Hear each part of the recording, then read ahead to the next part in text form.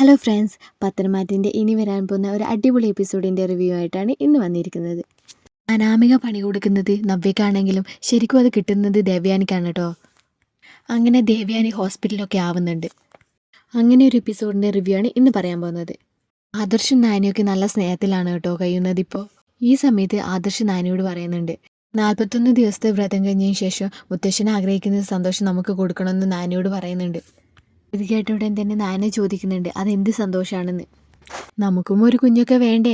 ഇത് കേട്ട ഉടൻ തന്നെ നാനയ്ക്ക് വളരെ സന്തോഷം തോന്നുന്നുണ്ട് കേട്ടോ ആദർശ് അങ്ങനെ പറഞ്ഞതിന് ശേഷം. പിന്നെ നാന പറയുന്നുണ്ട്, ഇവിടെ നിന്ന് സംസാരിച്ചിരുന്നത് എനിക്ക് ശരിയാവില്ല, എനിക്ക് വീട്ടിൽ പോയിട്ട് ഒരുപാട് ജോലിയുണ്ടെന്ന്.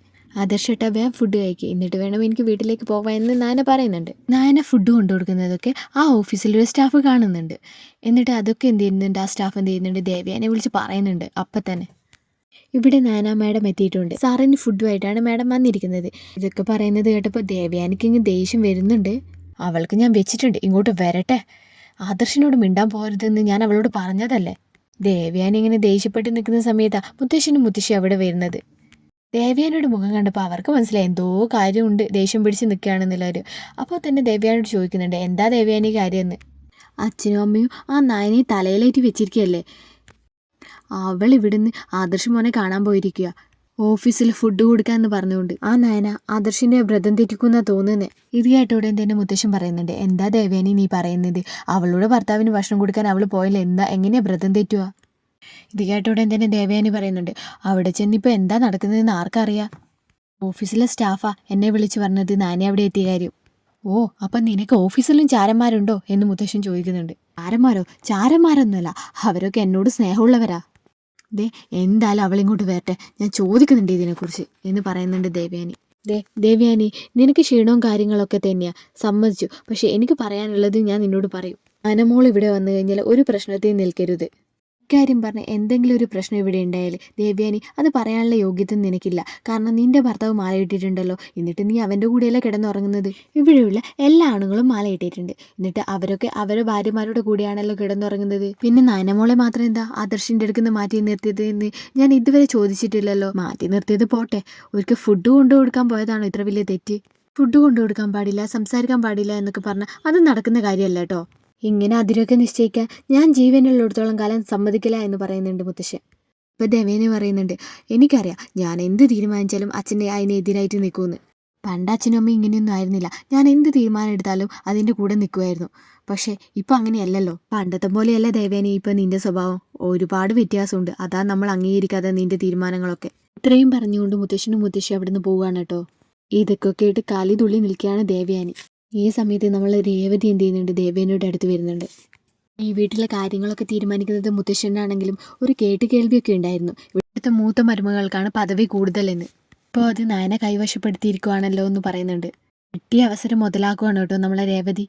ഒക്കെ കേട്ടിരിക്കുന്ന അനാമിക പറയുന്നുണ്ട്, എനിക്ക് ഈ വീട്ടിൽ ആകെ റെസ്പെക്റ്റ് ഉള്ളത് വല്യമ്മയോട് മാത്രമാണെന്ന്. ആദ്യമൊക്കെ അനി പറയുന്നത് കേട്ടിട്ടുണ്ട്, ഇവിടെ വല്യമ്മ പറയുന്നതിനാണ് വിലയെന്ന്. പക്ഷേ ഇപ്പോൾ ഇവിടെ കാര്യങ്ങളൊക്കെ മാറിയിരിക്കുകയാണല്ലോ. ഞാൻ വല്യമ്മയോട് ഒരു കാര്യം പറയട്ടെ, സത്യം പറഞ്ഞാൽ അനിയുടെ അമ്മയെക്കാളും എനിക്ക് വല്യമ്മയോടാ കൂടുതൽ ഇഷ്ടം. അവളെ നിലക്ക് നിർത്തേണ്ടത് വല്യമ്മയുടെ ആവശ്യമാണ്. അവളെ നിലക്ക് നിർത്തേണ്ടെങ്കിൽ ഞങ്ങൾ പറയുന്നത് പോലെയൊക്കെ ചെയ്താൽ മതി എന്നൊക്കെ പറയുന്നുണ്ട് കേട്ടോ അനാമികയും രേവതിയും. ഇതൊക്കെ കേട്ട ദേവയാനി എന്ത് ചെയ്യുന്നുണ്ട്, രേവതിയുടെ കൂടെയും അനാമികയുടെ കൂടെയും ചേർന്നുകൊണ്ട് ചില പണികളൊക്കെ കൊടുക്കുന്നുണ്ട്. പണികളൊക്കെ തിരിച്ചടിയായിട്ട് ദേവയാനിക്ക് എന്നെ ദൈവം കൊടുക്കുന്നുണ്ട്. അങ്ങനെ ഈ സമയത്താണ് അബിയും നവ്യയും കൂടിയിട്ട് എന്ത് ചെയ്യുന്നുണ്ട്, നവ്യയുടെ വീട്ടിൽ നിന്ന് തിരികെ വീട്ടിലേക്ക് എത്തുന്നത്. അങ്ങനെ നവ്യയുടെ വീട്ടിൽ എല്ലാവർക്കും വളരെ സന്തോഷമാകുന്നുണ്ട്, കനകത്തിനും ഗോവിന്ദനും നന്ദുവിനും ഒക്കെ. കാരണം അങ്ങനെയാണ് അബി അഭിനയിച്ചത് അവിടെ പോയിട്ട്. അവരെ വിശ്വസിപ്പിക്കുന്ന രീതിയിലാണ് അബി അവിടെ പോയിട്ട് പെരുമാറുന്നത് അവരോടൊക്കെ. അതുകൊണ്ട് തന്നെ അബിയെ ഒരുപാട് വിശ്വസിക്കുന്നുണ്ട് അവരെല്ലാവരും. പിന്നെ കൂടാതെ മാലയിട്ടതുകൊണ്ട് ആരും കളവ് പറയാൻ പോകുന്നില്ലല്ലോ എന്നൊരു വിശ്വാസം കൂടി അവർക്കുണ്ടായിരുന്നു. അങ്ങനെ നവ്യോ അബിയോ അനന്തപുരിയിലേക്ക് മടങ്ങുന്ന സമയത്ത് കനകം പറയുന്നുണ്ട്, മോനെ അബി, ഇങ്ങനെ ഒരു കാഴ്ച കാണാൻ വേണ്ടി അമ്മ ഒരുപാട് ആഗ്രഹിച്ചിരുന്നു എന്ന്. ഇതൊക്കെ കേട്ടപ്പോൾ അബി പറയുന്നുണ്ട്, ഇനി അങ്ങോട്ട് അമ്മ നവ്യയുടെ സന്തോഷം കാണാൻ പോകുന്നതേ ഉള്ളൂ എന്ന്. അങ്ങനെ അനന്തപുരിയിലെത്തിയ നവ്യയ്ക്ക് രേവതിയും അനാമികയും കൂടിയിട്ട് പാലിൽ ഒരു മരുന്ന് കലക്കി കൊടുക്കാനുള്ള തന്ത്രപ്പാടിലാണ് കേട്ടോ. ഈ സമയത്താണ് നമ്മളെ നായന വീട്ടിൽ തിരിച്ചെത്തുന്നത്. ഈ സമയത്ത് ദേവയാനിക്ക് ഇടയ്ക്കിടയ്ക്ക് ക്ഷീണമൊക്കെ ആവുന്നുണ്ട്. ഇടയ്ക്കിടയ്ക്ക് വല്ലാതെ ക്ഷീണവും തലവേദനയൊക്കെ വരുന്നുണ്ട് ദേവയാനിക്ക്. നായനെ എന്തെങ്കിലും ചെയ്തു കൊടുക്കാമെന്ന് പറയുമ്പോൾ ദേവയാനി ഇത് സമ്മതിക്കുന്ന പോലുമില്ല.